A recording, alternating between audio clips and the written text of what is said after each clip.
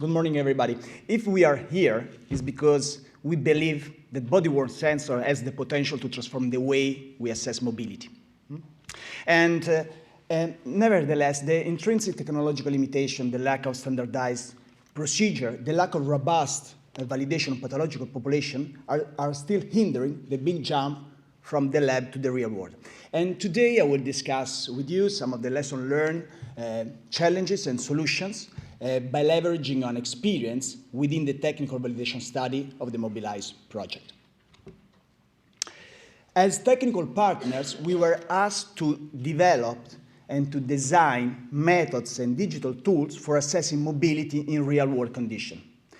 But this is not an easy task. In fact, mobility in real world is for definition unsupervised and unstructured. And it is not an easy task for two reasons, at least. First, because the signals, which appear very regular and easy to analyze for normal gait, may exhibit very different and irregular patterns for different gait disorders and severity, as you can see here for Parkinson, chorea, and stroke. Second, when you move to the real world, gait is not straight. We have to transfer to the car, indoor, outdoor conditions, we have to walk on stairs, and the patient may need walking aids. So it starts to be clear that to move from the comfort zone of the lab to the real world, we had to face a certain number of challenges of different natures. The very first one was a problem of definition. To agree on definition is very important, and to disagree may have dramatic effect, as it happened in 1999 when a spacecraft, Climate Mars spacecraft, was lost just because one NASA team was provided the data in meter and the other team in feet, literally lost in translation. NASA lesson learned, we realized from the very beginning that we needed a common language. Therefore, we identified different aspects related to real-world mobility, and for each of those aspects, we identified those terms that needed a proper definition with the intent of building and consensus based on the expert opinion from different backgrounds, both clinical and technical. For example, what is real world? What are the peculiar characteristics of it? What is walking? How do we define stride length? What is the minimum definition for walking bout? The last question is particularly important, as you will see also in the clinical validation study, because it defines the rules for data aggregation.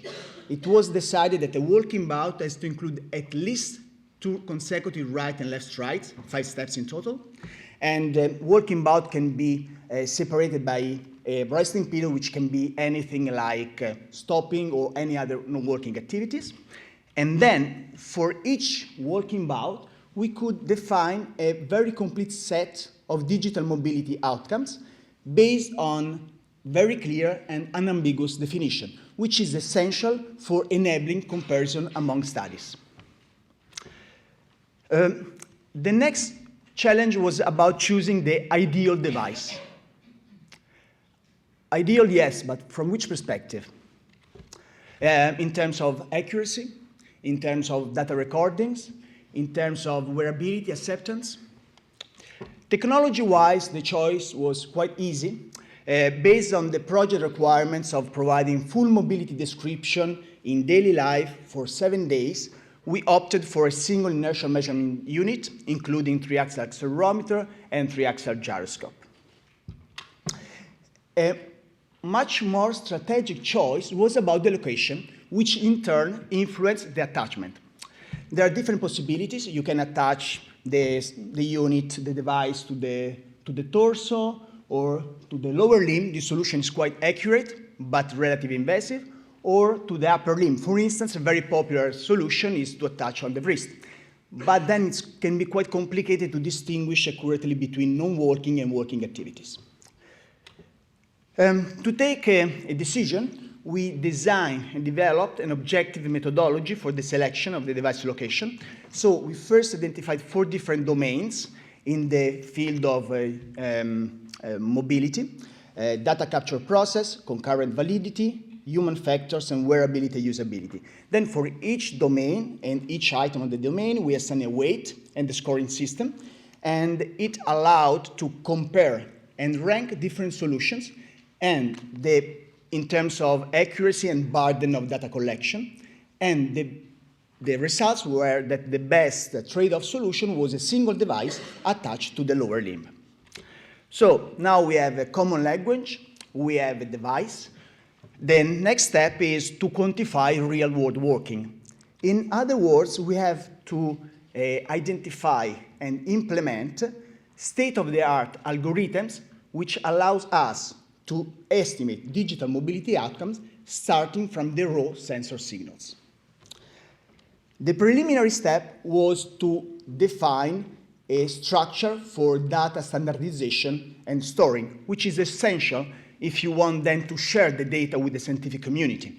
And it is also very important in the light of developing future machine learning methods. Then these standardized data were fed into the computational pipeline. These slides provide an overview of the different blocks, from gate sequence detection, stride length estimation, identification of the eligible working bout, and estimation of primary and digital mobility outcome. More than 80 algorithms were identified, refined, compared. It was a huge work carried out by the colleague from APFL and FAO. Now, there is another very central issue and challenge that we had to tackle. So how to validate those measures. At the time we started the project, we could not find any appropriate validation framework specifically conceived for digital mobility. Therefore, we proposed and adapted this 3-level validation, including device testing, algorithm and validation using in-lab and 2.5 hours free living recordings, and 7 days real-world for acceptability. We consider different cohorts, including ultra-healthy adults, Parkinson's disease, multiple sclerosis, chronic obstructive pulmonary disease, congestive heart failure, and proximal femur fracture from different geographical contexts and cultural contexts. To verify the sensor data quality, we developed device testing, and we tested the 72 each single device that were used for the technical validation. We were able in this way also to provide a statistical description of the noise, which allowed to compare the device that we use for Mobilise with other commercial devices available in the market.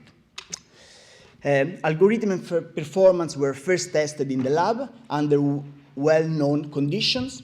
Data were collected in 5 different clinical centers using as reference standard an optoelectronic stereophotometric system composed by multiple infrared cameras. The experimental protocol was conceived in collaboration with the clinician to be acceptable for all the patients and to allow to capture a broad range and type of gaits reflecting those encountered during real world. To fulfill these requirements, we identified 7 different motor tasks at different velocity, including turning, standing and sitting to a chair, walking on different surface, and obstacles. And in addition, we also consider a motor test aimed at simulating those activities which are usually expected to be performed at home, including interaction with tables, with chairs, and other objects. The second phase of the algorithm validation included 2.5 hours of free living acquisition to test the algorithms under unsupervised and ecological conditions.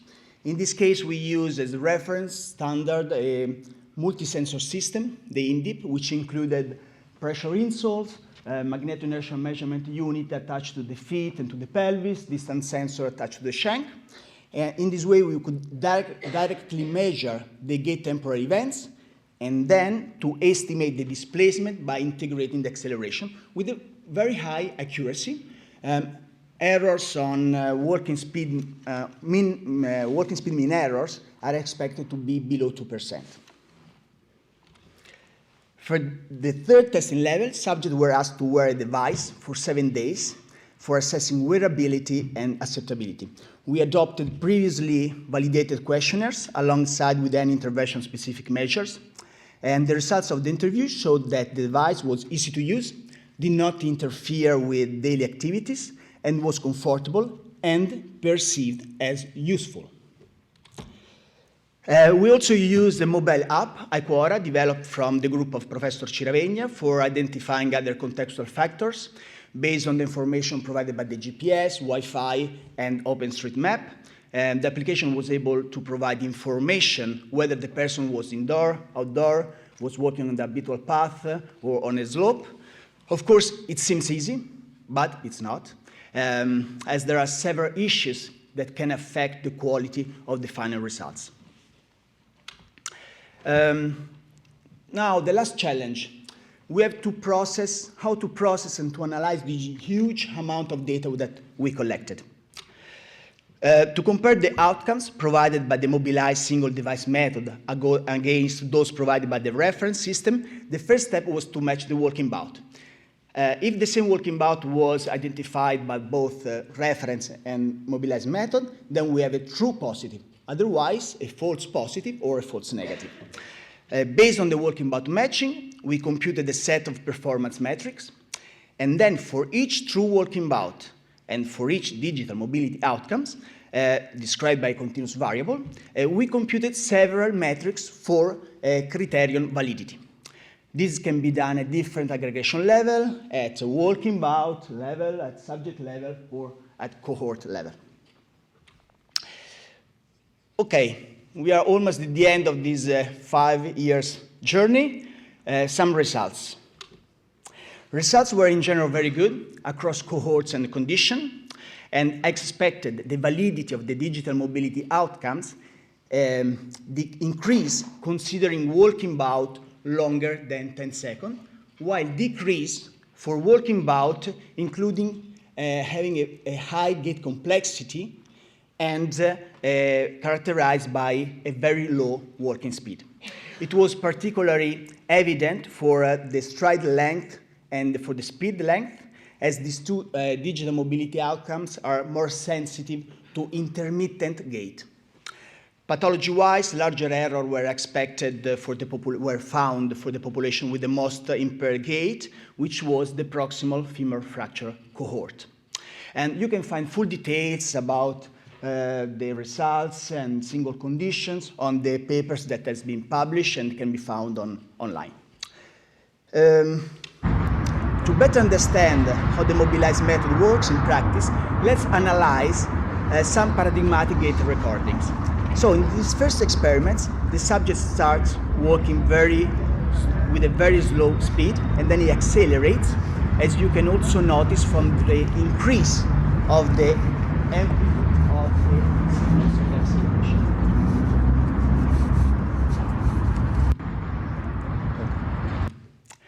As you can notice, the very first small strides are missed, but then as soon as the gait speed increases over a given threshold, then the Mobilise computational pipeline is able to detect the changes in gait speed quite accurately.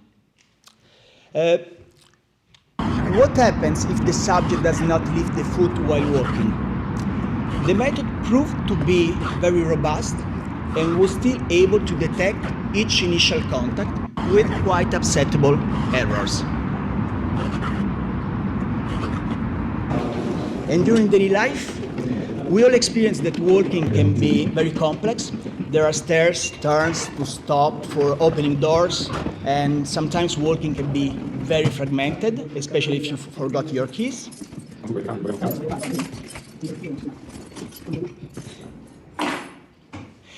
However, as you can see from the graph, in this case we could get a one-to-one matching between missing activities detected by the reference system and those detected by the Mobilise method. Of course, the duration can be slightly different, but it was like a very nice result. So, before concluding, I want to remind that one of the primary requirements of the project was that the Mobilise computational pipeline has to be device agnostic, because we want, in the future, that can be used with many different types of devices. Therefore, we also verified and proved the method validity in terms of equivalence to change in electronics, attachment modality, electronics, and attachment modality.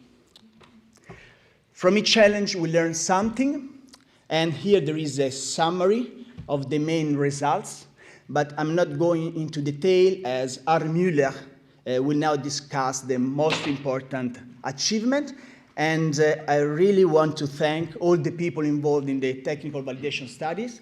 It was a real team effort, but I think that we really made it. Thank you very much.